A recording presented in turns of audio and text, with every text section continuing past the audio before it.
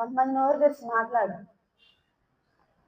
ఎందుకు వచ్చిన గొడవలే అంతా చూస్తారు, జరిగిన సంఘటన అంతా చూస్తారు కదా. ఏంటమ్మా ఇక్కడ ఏం జరిగిందనంటే పెదవి విప్పరు. జరిగింది ఏదో చెప్తే తప్పే ఉండదు కదా, జరిగింది చెప్పకూడదు. అంతకైతే కొంతమంది ఉంటారు, ఇంకొంతమంది అసలు ఏమి జరగని దాన్ని జరిగినట్టుగా కల్పించి చెప్తారు. లేని వార్తలు మొత్తం కల్పించి వాళ్ళు ఇంకొంతమంది ఆ ఎక్స్పర్ట్స్ అన్నమాట. లేని దాన్ని కల్పించి చెప్పే ఎక్స్పర్ట్స్. కొంతమంది ఉన్నదాన్ని కూడా చెప్పకుండా కృత్రిమాలు కల్పించడానికి పెదవులు బిగబట్టే వాళ్ళు ఉన్నారంట. అసలు ఈ వ్యక్తి సంగతి ఏంటి, ఈ మనిషి సంగతి ఏంటి చూస్తారు, మొత్తం చూస్తారు, పెదవి విప్పి మాట్లాడరు.